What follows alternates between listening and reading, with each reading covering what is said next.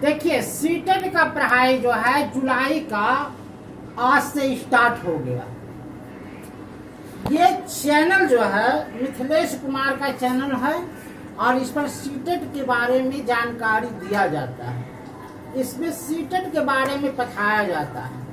तो आज हम पहला चैप्टर सीटेट का है, विकास की अवधारणा और अधिगम का संबंध।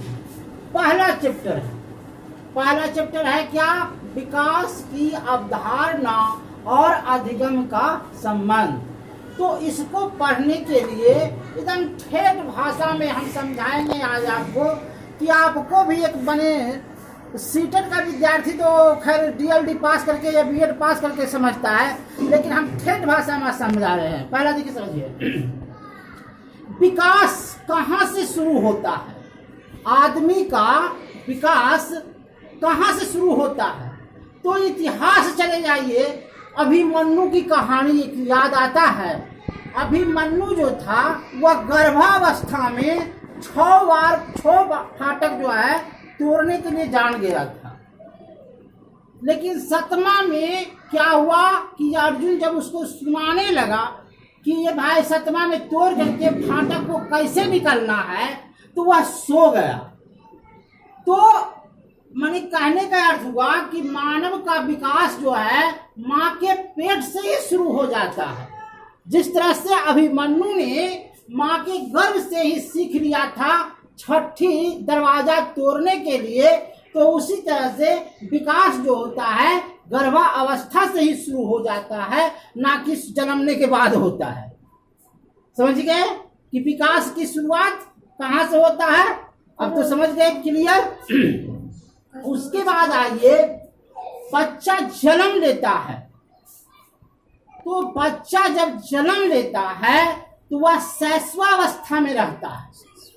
शैशवावस्था माने वह जो है अब ज्ञान की इंद्रियों के माध्यम से ही कुछ पहचान सकता है। जैसे भूख लगा तो रोएगा, उसके सामने माने चिल्लाएगा, तो उसकी माँ जो है समझ जाती है कि मेरा बच्चा को दूध पथी कर। जैसे एक और कहानी सुनाते हैं, कर्ण का जब माँ जन्म दिया तो जन्मते के साथ जो है उसको नदी में बहा दिया। लेकिन जब एक औरत जो थी, क्या नाम उसका थी, राधा, जो एक धोबिनी थी, जो पाथी कर रही थी, माने कपड़ा धो रही थी, तो उस बच्चे को कहा कि छान ले।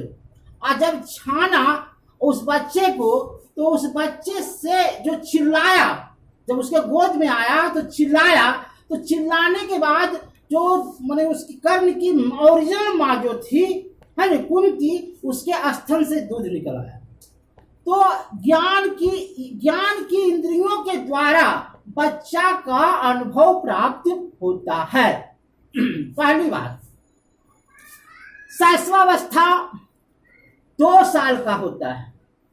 जिस दिन से बच्चा जन्म लिया उस दिन से शुरू हो जाता है और वह 2 ही साल रहता है। उसके बाद आता है बाल्यावस्था। जैसे दिखाइए,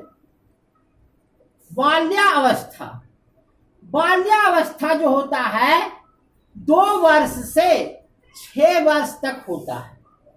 इस अवस्था में विकास जो होता है तेजी से होता है। बालक का जो विकास होता है वह तेजी से होता है, और बालक की अपेक्षा, लड़कों की अपेक्षा लड़की का भी विकास इससे ज्यादा होता है वो बाल्यावस्था में।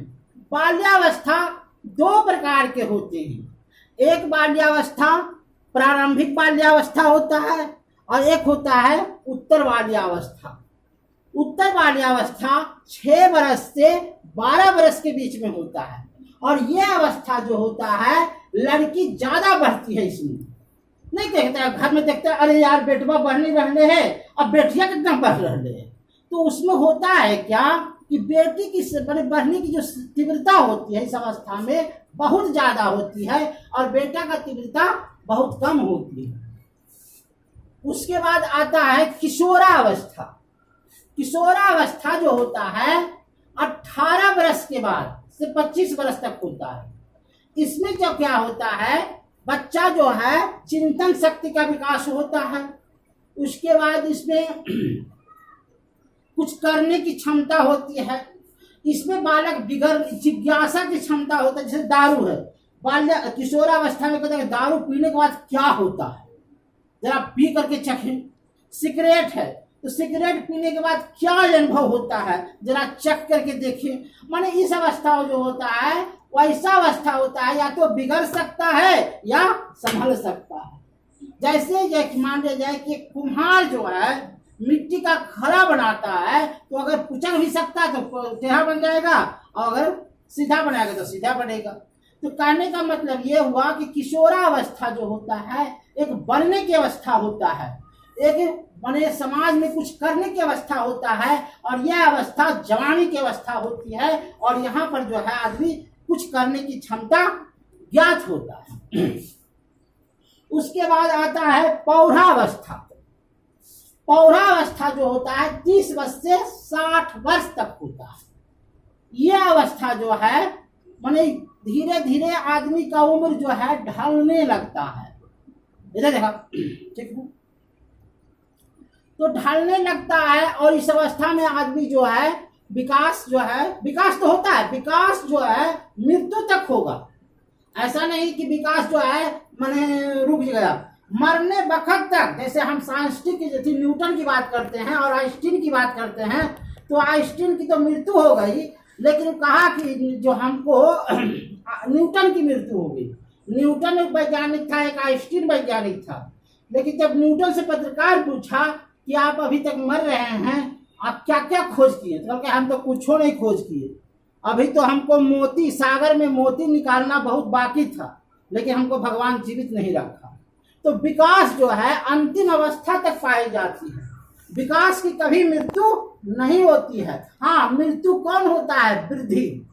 वृद्धि जो है एक सीमा तक रहता है। जैसे हाथ हमारा है तो हाथ एक ही सीमा तक वृद्धि होगा, इतनी होगा, एक ज्यादा लंबा नहीं होगा।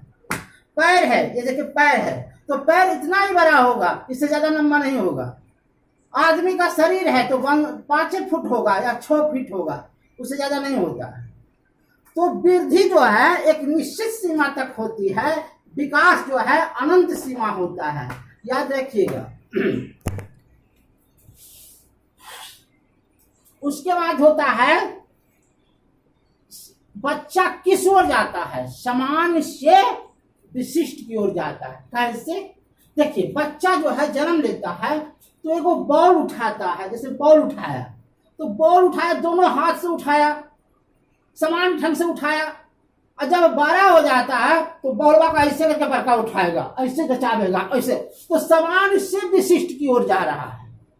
पहले तो बच्चा था जो बॉल को उठाया बहुत अच्छा ढंग से, अब तो सरब जवान का जो है ऐसे उठा लेता है, ऐसे उठा लेता है। तो समान से क्या हो रहा है? विशिष्ट को मूर्त से, बल्कि मूर्त से अमूर्त की ओर। पहले जो है मूर्त से अमूर्त की ओर, पहले जो क्या होता है, बच्चा जो है देखता है, बाहर की वातावरण को देखता है, बाहर के वातावरण से कुछ सीखता है, और उसके बाद वो सोचता है कि अरे बाप रे बाप, जैसे बाहर में देखा कि बाघ, अरे भाई बाघ ऐसा होता है, चीता ऐसा होता है, हाथी इतना बड़ा होता है, वो सोचता है। तो पहले मूर्त होता है उसके दिमाग में, उसके बाद अमूर्त होता है। अमूर्त बने होता है जो दिखाई नहीं देता हो, अमूर्त बने जो दिखाई देता हो। तो पहले जो देखा कि हाथी ऐसा होता है, उसके बाद वो अमूर्त हो गया कि हाथी ऐसी अवस्था होती है। सरल से जटिल की ओर, पहले बच्चा जो है सरल सरल भाषाओं का प्रयोग करता है, जैसे माँ मी है ना। उस बाद जब बोलने शुरू होते तो मम्मी पापा बोलते, पहले माँ, अरे माँ बोले बच्चा, माँ बोल रहे, पापा बोल रहे, पापा नहीं था। पहले सरल भाषा माने सरल भाषा बोलता है, और बाद में तो फटाफट बोलता है आई एम टू कांड का इंग्लिश बोला जाता है, तो जटिल भाषा का भी प्रयोग कर लेता है। तो यही कहता है कि सरल से जटिल की ओर जा रहा है। उसके बाद होता है वृद्धि। वृद्धि जो हम तो पहले कहे हैं कि हाथ है एक निश्चित सीमा तक बढ़ेगा, तय है एक निश्चित। अब विकास जो है अनंत सीमा तक बढ़ेगा। विकास जो है कभी रुकने की प्रक्रिया नहीं है, विकास अनंत सीमा तक जाएगा। अब आइए अधिगम। अधिगम बड़ी सुंदर चैप्टर है, इसको पढ़, इसको समझ लीजिए। अधिगम का अर्थ होता है सीखना, और सीखने का प्रक्रिया सबसे पहले बच्चा परिवार में करता है। सबसे पहले बच्चा कहाँ करता है? परिवार में। परिवार के बाद वहां का वातावरण, आस पड़ोस, पहले माता पिता से सीखता है बच्चा। अरे भाव भैया मैंने ऐसे बोलते हैं, पापा मम्मी से ऐसे बात होती है। तो बच्चा जो है पहला पाठशाला उसका परिवार। उसके बाद आस पड़ोस, आस पड़ोस का कैसा वातावरण है, कैसा माहौल है, उस बच्चा को उसमें ढाला जाता है। उसके बाद होता है विद्यालय। तो बच्चा विद्यालय जाता है तो विद्यालय से सीखता है। तो पहला परिवार जो होता है वह बच्चा का परिवार होता है। अधिगम के बाद उसके अंदर जिज्ञासा होता है, सीखने की प्रवृत्ति होती है, उसके अंदर पाने की क्षमता होता है। यही होता है।